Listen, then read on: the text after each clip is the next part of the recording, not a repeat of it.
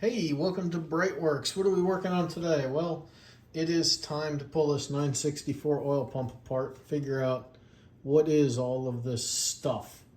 So, we're going to get on with it. Let's see how far we can get with you guys in the mix here. So I already loosened these up a little bit.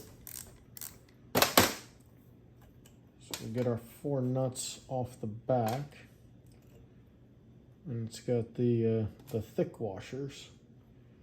Interesting. Oh, I guess because it's a mag body, they don't want the mag and the steel reacting, so they use the aluminum washers. Got it. Have to say that the last 964, the oil pump was perfect. We didn't even touch it. All right, let me get a different tool and we'll get back to you. All right, we got her split open. So let's take her apart. And really what we want to look at is the inside of this guy. See if there's any scoring. And at least on the pressure side, it does not look too bad. So on the pressure side, looks like, wow, there's just this gray stuff in here. Ugh, really makes me want to put a modern 964 aluminum pump in there. The replacements now are all aluminum. But what we'll probably do is, let's see, before we get too crazy,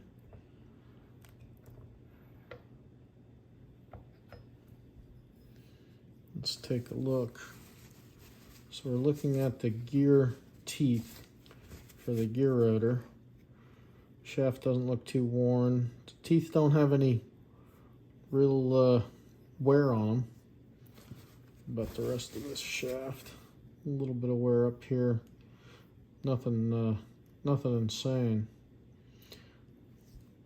Also, the face is not too worn. You can actually see that that's not bad.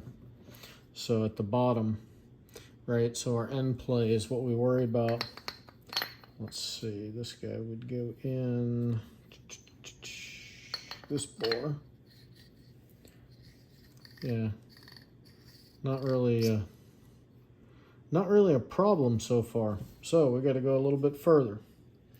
So we got first shaft out, and then we should be able to get this guy. All right, that's going to need a different tool. So as soon as we get that, we'll get back to you. All right, we got our circlip off and we got our pins pushed out. So you'll see I put the other shaft back in. We're going to pull it out as just one cartridge. There we go. Okay, so as we look inside of this guy, yeah, no serious scoring.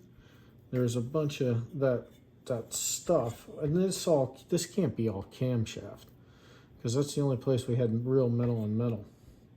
So this side of the pump we are going to clean. Wow, it's super light. We're going to clean that side of the pump with just solvents. I never like to put this guy in anything other than solvents, just because we don't want something getting in the screen, and God knows how would you clean that out. So we're going to give this a quick little wash, see how it does, and then maybe this guy will get the same treatment. Maybe he'll get something a little bit more. But before we get to the cartridge, we'll certainly get back to you. All right, super excited how the pump case came out. So you remember this was just black, so that's all cleaned up now. Went through, nothing in the screen, rinsed out everything really well. Got all of that junk off of the case, and still the insides, I don't see any scoring, so there's not really any evidence that anything went through the pump. at least on the case side. Same thing here in the tail cone. So all this stuff cleaned up really nice.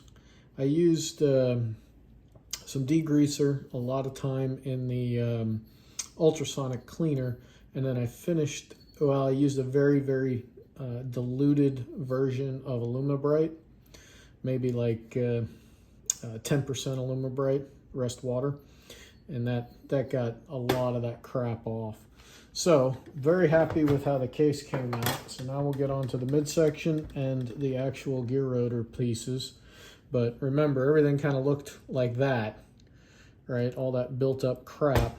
And, you know, now we've got that all cleaned out. So we're going to continue on. It looks like this little 964 pump will be salvageable.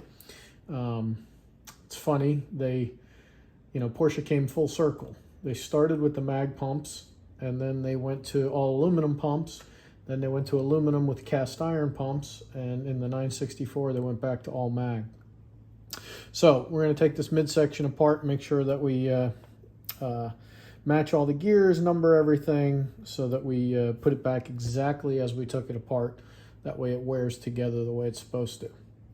So that, I mean, there's nothing really super special about that. Pull these guys off the front, and we'll set them straight down. And then on this side you have where the pump drive is. This is where you have your big pin that drives those gears. So that guy usually comes out. Sometimes you gotta do a little finagling to get him out. But that's where we are, and we're gonna keep on rocking and rolling and get everything cleaned up. So why is it that you always find stuff in the last place that you look? So the lay shaft, you saw us get that all cleaned up. But when I pulled out the drive shaft, right, we'll slide these gears off here for a second. I noticed, and I think you can see it in the picture or in the video, that there is a little bit of odd wear right here. You can't really feel it, but you can see it. So I said, okay, that is the mid body. Let's take a look. Well, this side, no problem. We got everything cleaned up, looks great. Then when you get to this side, here is the drive shaft bush, right? And you can see that where that bush comes together, the split, this guy's down. As a matter of fact, it almost looks like they staked it, right? You see there's like a little bit of both the magnesium and the bushing, but when they staked it, it actually bent it down. Now, what does that do? Well, it deforms that bushing a little bit, and when you look inside of it, you can see that there's wear on that edge where it picked up. So when they drove it down, it actually deformed the bush in a little bit, and you can see it. Also, there's on this side, where everything's still perfect, there's a very, very symmetric space between both sides of the bush, almost like you would have on a feed bearing. But in this case, it gets closer, and as you really inspect it, you see, well, wait a minute, that bush is not in there square. It's kind of cockeyed, and that's exactly where our wear was happening, right? So if you look right here, it is from that particular bush. So the only question now left is, do we get this guy, do we send him out and have him rebuilt, right, and have a new bush put in, and probably not get imported or anything, just have that bush installed, which is about half the price of a new GT3R oil pump. And that's all aluminum, right? So the mag doesn't wear. One of the things about magnesium, it's great, it's lightweight, it's fantastic, but it does age out after a while. So do we have this guy rebuilt? Well, basically just have a new bush put in it, which sounds easy when you say it fast, very, very expensive to do. It's about half the price of just putting in a brand new oil pump that's much bigger on the scavenge side. I think this guy is 50 to 60 liters per minute on the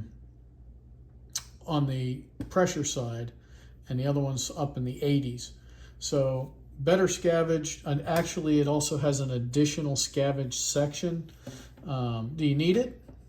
Probably not for a stock rebuild like this, but that pump is actually cheaper than the replacement 964 pump, which, by the way, the replacement 964 pumps are now aluminum.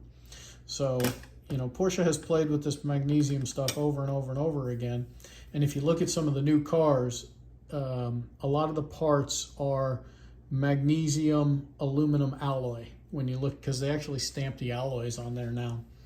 So we're going to put this guy back together. We'll get a question into our client. Does he want it rebuilt? Because, yeah, it'll work. I mean, I'm guessing that had to happen during the initial assembly in 1991. So 23 plus 9, so 32 years ago. And on top of that, 140,000 miles on the motor.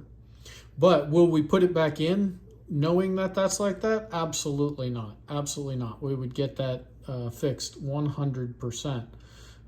But did it run? Yes. Did this car have oil pressure related problems? It really did. It really did. It wiped the cam lobe. For those of you that didn't watch the other videos, let's see, I think it was on this side. You can see it wiped cam lobes, and you know, at first my hypothesis was it did that because there was a oil splash tube clogged. But now I'm wondering what else was going on there, because I checked the piston squirters on one half of the case, and I think that was the 4 through 6 side, and one of the squirters was pretty gummed up, cleaned up nicely, but it was pretty gummed up. So I'm definitely not putting this pump as it is back into the engine, but we'll talk with the client, see what he wants to do. Maybe we'll upgrade it, maybe we'll just get this one fixed. So I was hoping that we would end this video saying that all's well that ends well, but in this case, not really. So what I'm going to do is just put this back together and send it out, or send it to the big recycling bin in the sky. We'll see which one. And you'll get to see that on the assembly videos that we'll do eventually. So sorry, YouTube, we were not able to resolve this, but we did find our, we found a little bit of a smoking gun on the oil pump. C'est la vie. That's what happens when you look, right? We couldn't see that until everything was cleaned up. So this was the last piece that I cleaned, and then we found it. Same thing with the abnormal wear on that shaft, which, again, would you even polish that out? No, you probably would just put that in a new bush and run it and have absolutely no problems. But we'll see. I wouldn't mind upgrading this guy to an aluminum pump. Hey, thanks for watching. If you like these kind of videos, hit that subscribe button. Check us out at BreitWerks.com. And if you're looking for an engine rebuild, give us a holler. Have a fantastic day.